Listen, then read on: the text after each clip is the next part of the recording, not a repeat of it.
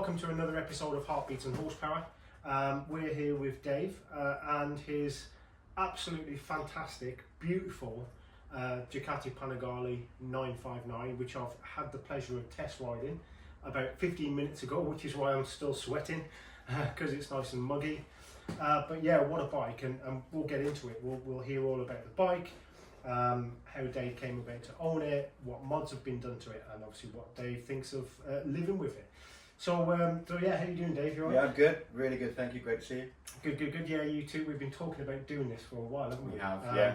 So it's finally good to actually get this episode up and running. So tell us all about your Panigale 959 then, Dave. Like, how long have you had it and what's your thoughts? Yeah, I got it towards the beginning of the year, so I've only had it, like 6 months or so. Yeah.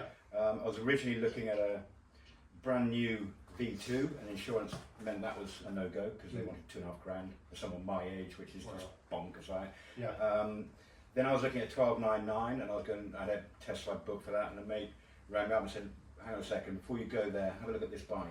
It's been sitting in a garage for 2 years unused, with 2,000 miles on the clock. So I went and saw this one, and I saw what had been done to it, which I'll go through in a second, and the price was just irresistible. The guy was desperate for a quick sale. Yeah. He hadn't used it. He spec'd it out completely, but then decided it wasn't for him, which is good because it meant it was for me. I mean, I love it. He's put, what has he done to it? So full Öhlins, front, back, forks and shocks, Öhlins steering dampener, carbon wheels. He's got full Acra exhaust, decat, up map. He's got carbon all over the place, probably some of it not as needed as others, including like the heat guard, which frankly anything can try and keep the heat off would be a good thing. And yeah, it's an absolute beauty. I mean, I couldn't tell you what the power it's running because of the up map and because of the Acra. But stock, it's 157 stock at the crank, and so it will be an uplift on that. But how much, I don't know. I haven't dynoed it. Yeah. And to be honest, I'm probably not going to. Yeah. But it's obviously going to be lighter because stock it's 176 dry, about 200 wet, but the amount of carbon he's got on this is going to be lighter than that. Yeah. And I don't know what you think. I think it feels like a very light. It really does, and my first impressions, because today was the first time I've seen it in the flesh. Actually, I've seen pictures of it. But firstly, it does look stunning, and like you say, the previous owner has literally thrown the kitchen sink at this. Yeah. To throw all of that money at a bike and then leave it unloved for a couple of years, but more power to you. A great find, and like I say, only 2,000 miles on the clock. What a fantastic bike! For the price that you paid, it's one hell of a machine. Yeah. But going back to the lightness, now obviously I don't have anything to compare it to before all the upgrades were made, but having ridden it, it does feel really, really nimble. And I've mentioned that I'll upload the riding video as well, but it's quite a tall riding position, but it's not cramped. And even though it's got aftermarket rear sets, it's also got aftermarket clip-ons, as you say, which probably space out your arms a little bit, make it a little bit more comfortable, and you sort of sat, compared to the Fireblade, you're a bit more over the front of the bike, but it doesn't feel uncomfortable. It feels light, it feels nimble, and you could probably do a fair bit of distance on this if it wasn't for this seat. You knew I was going to mention it, Dave. Yeah. Oh my goodness. When I got back, I said to Dave, it's a good job he doesn't want any more kids, because this seat is a fertility destroyer. Yeah. But it's a race seat. It is. And it's not built for comfort, but you also have a comfort seat and the stock seat as well. Which I'm probably going to swap over to the comfort seat, to be honest with you. Yeah, absolutely. Yeah. So have you got any more plans for this bike? So you said you're not going to get it dynoed, but are you going to do anything else to it? Very little. I'm good, as I say, apart from changing the seat out, which I will do. I've got some resistance from my son because he thinks this one looks cooler, but it's not him riding it.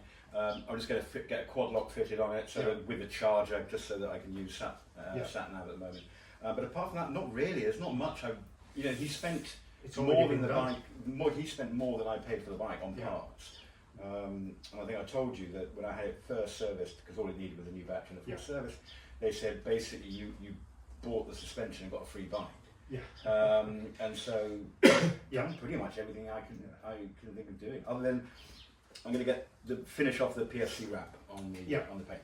But apart from that, that's pretty much it. Criticism would be the mirrors are useless. Okay. But then that's not unusual for Ducati. Yeah. So or a sports bike. In yeah, general. You know, exactly. I think you're quite lucky to find a sports bike where the mirrors are, fully functional. Yeah. But it is so much fun. It is a fun little bike, Yes. and this would be amazing on track, especially. And again, I said in the riding video that imagine something like this on a small, narrow UK track. It's almost like where it belongs. Now, obviously, it's Italian, and many people say no, it belongs in Italy. But in terms of getting the most out of this bike, I think a very small, narrow, twisty UK track is probably the where you would maybe enjoy it the most. But even on the road, it is fun, and the sound, mate, the sound is awesome.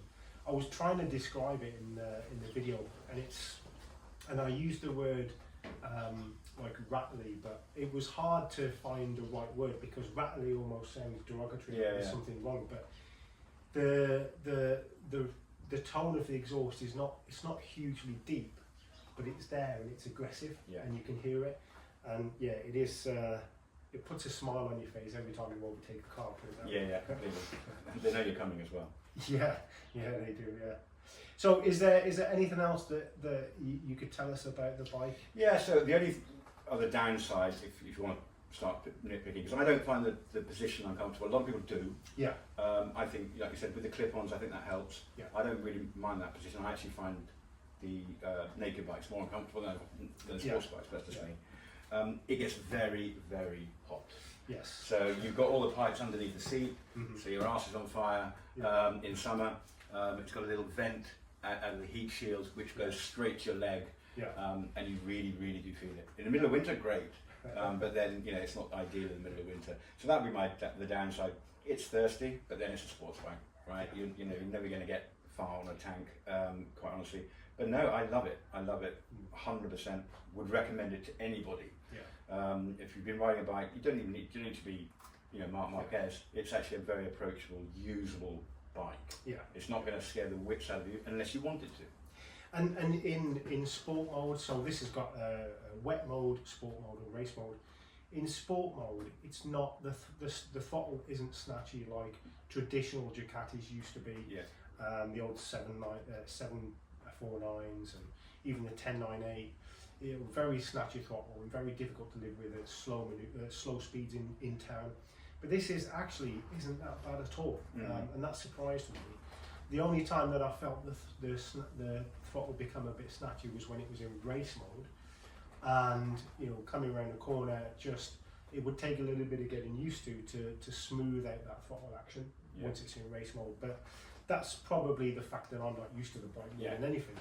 But it is something to look out for, I guess. If anybody ends up, buying something like this, sticking it in race mode, it really does change that throttle response, as you would expect. That's what it's for. So, if anybody was thinking, Dave, of buying or test riding or have any interest in buying something like a Panigale 959, what advice would you give to them? Definitely test ride it.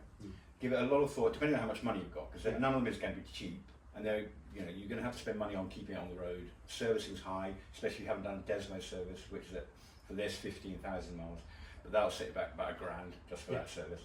The newer, the V2, new V2 isn't a Desmo, so that doesn't have that, and it's got a longer service interval. But then the new V2 has got about 30 to 40 brake horsepower less than the 959 and then the V2 that followed it. So make sure you pick the model for you. Like you said, the older ones are going to be snatchier, and then you go back to the days of dry clutches and all that, so it's going to be a very different feeling bike. The newer ones are very, very different bikes altogether. So the 2024, 25 V2 is a totally different bike than the old V2 and the 959. I personally am very glad I went for this rather than the new V2, which is essentially like the R9. That kind of not so single-mindedly sports orientated, it's more comfortable, it's less aggressive, it's down on power. I know a lot of it's to do with all the regulations that are coming in. So pick the model for you and test ride it.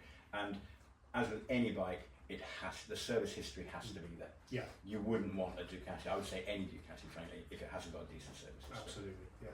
I think also, I was thinking about this on the way up today actually, I think Ducati have done really well with the market because I can't think of any other manufacturers that have got a sort of, you know, the equivalent of the V2, you know, a sort of bottom of the rung super sport, and then one or two models in between the top of the range super sport, like the V4 for example.